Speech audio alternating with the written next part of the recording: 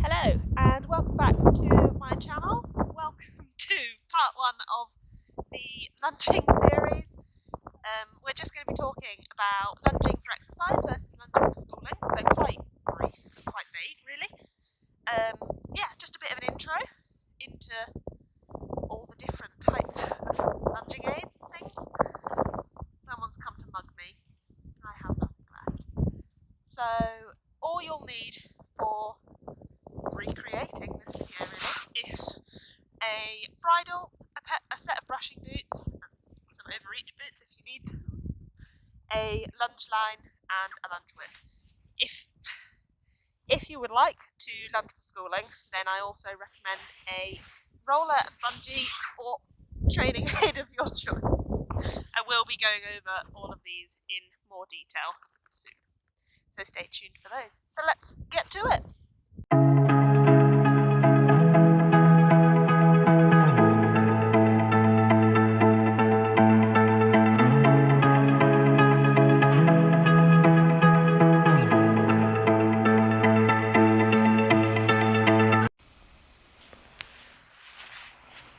So, as we can see, just popping him out on the lunge to start off.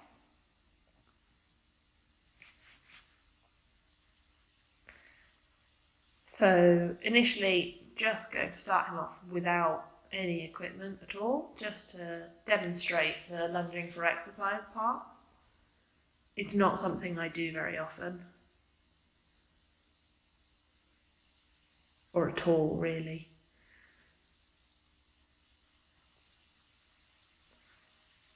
So here, with no real encouragement to work from behind or bring his head down around over his neck, he's sort of got his head up, hollow through his back, bracing underneath his neck, bending to the outside, a short, choppy little trot.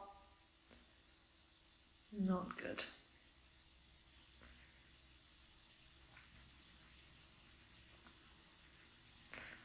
And again, exactly the same.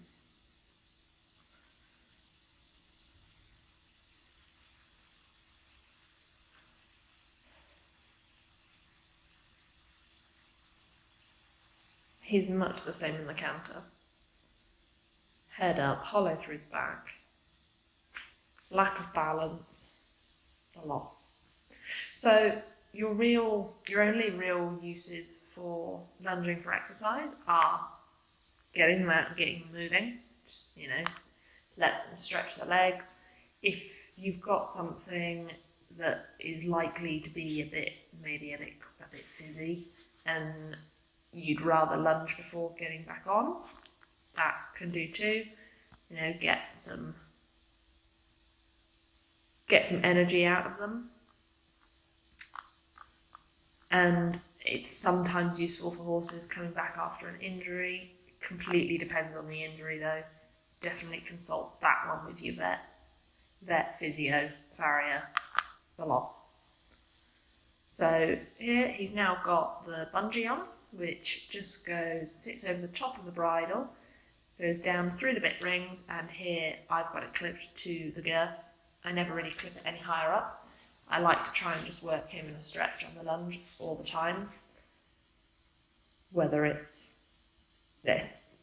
irregardless of any aids.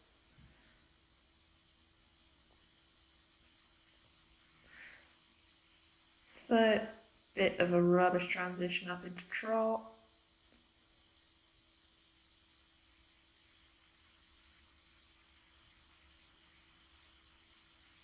Yeah, so you can just see his head carriage is much lower, rounded over his neck still, working from behind now and actually lifting up through his core to engage over his back. Still a fairly short stride, but much better.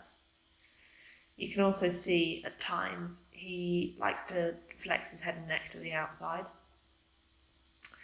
He's just trying to counterbalance himself because he lacks the balance currently. So when it comes down to lunging for schooling, you've got several different reasons for it.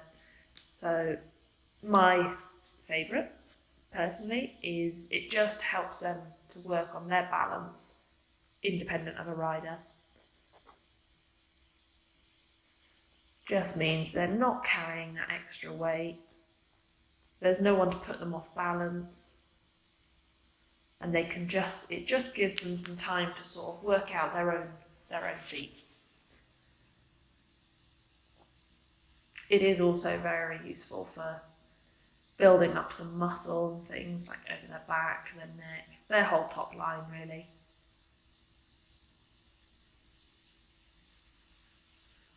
So now getting a nicer stride and trot, up into canter.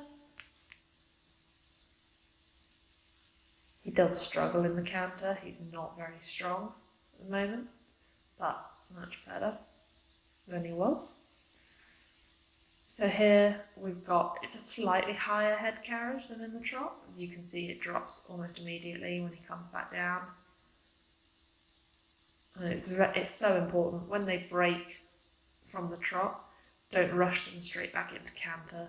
Let them rebalance, get a nice stride first, and then you can ask again. Bigger strides in general, really.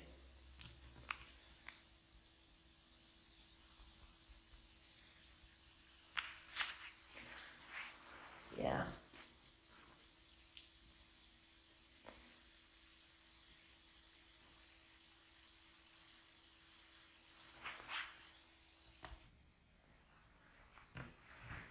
So here's stretching in the trot. Lovely and loose, much bigger strides. Like I say, you can just see quite how much the canter improves the trot. Oh, he was starting to get quite annoyed by the flies by this point.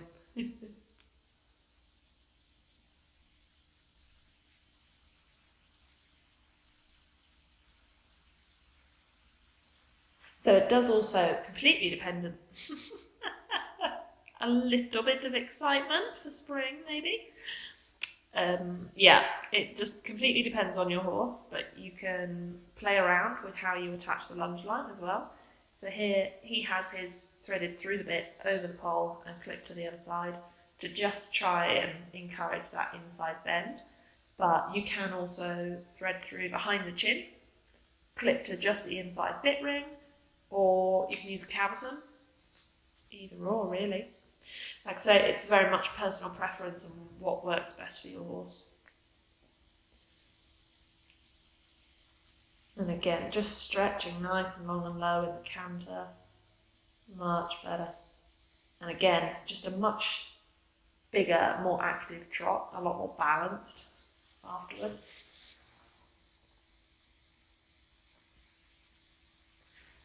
So another reason you might choose to lunge for exercise is, say you've got a horse that's just a bit reluctant to take the contact forwards. It's whether you choose to use side reins or the German string, stretchy rope, whatever you want to call it, the Pessoa, the bungee. The contact's always stable. It doesn't move. It moves enough. Obviously, it moves enough to give for the horse, but at the end of the day, they're anchored in one specific place, and they will stay there. So yeah, here just having a nice trot. And my main aim with him is always just getting him forwards.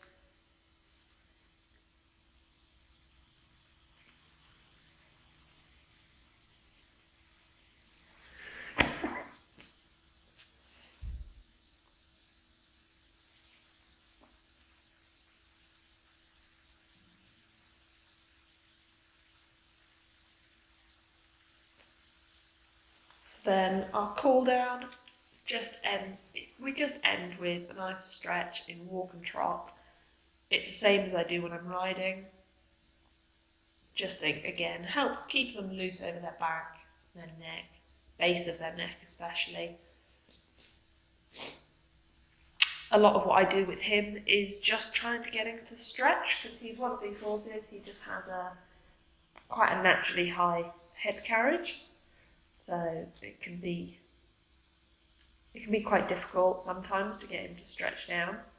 So yeah, as much as we can on the lunge, that's what I try and do with him.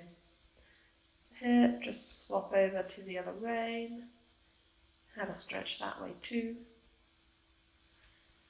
The one drawback really with having the lunge liner over the head is it's just a bit more of a faff to change, but still doesn't really take that long.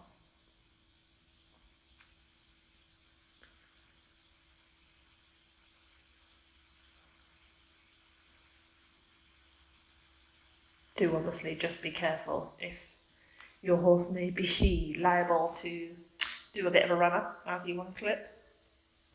Make sure to keep a good hold of them, but he's a good boy.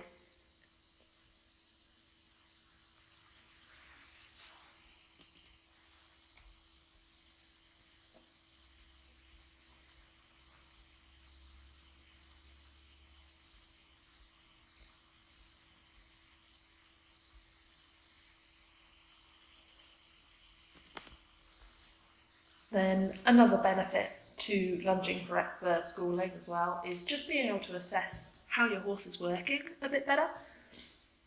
I know a lot of people will get caught out because their horse sort of round over their neck, pretend to be on the bit. The front end looks lovely, then the back is hollow, the hind end's disengaged. So for some people it can just be a lot easier to assess the overall picture on the lunge. A lot of the time the sort of fake outline is accompanied with the big flashy front legs, which you see quite a lot on the PREs, Lusitanos. Not all of them, of course, but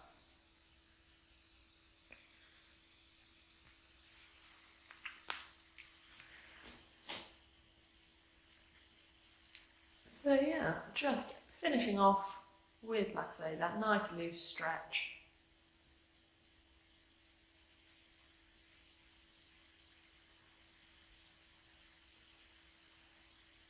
Apart from some minor irritations from the flies, he was a very good boy. I've obviously cut out quite a lot of our lunge session because we'd be here all day and no one needs to see 20 minutes of the same thing. It gets boring watching a horse trot round in circles after a while.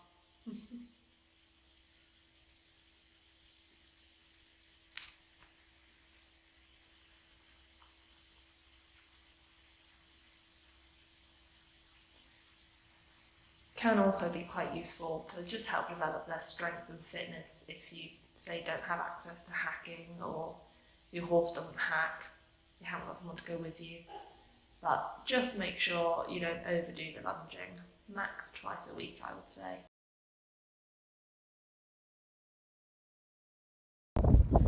And that is all you really need to know about lunging for exercise versus lunging for schooling. If you have a go at any of this from this video, please share and tag me. Love to see. If you have any questions, please don't hesitate to let me know. Pop me a message. I'm always more than happy to help. So yeah, I hope you enjoyed it. If you did, please like and subscribe. That would help me out a lot. And I will see you back here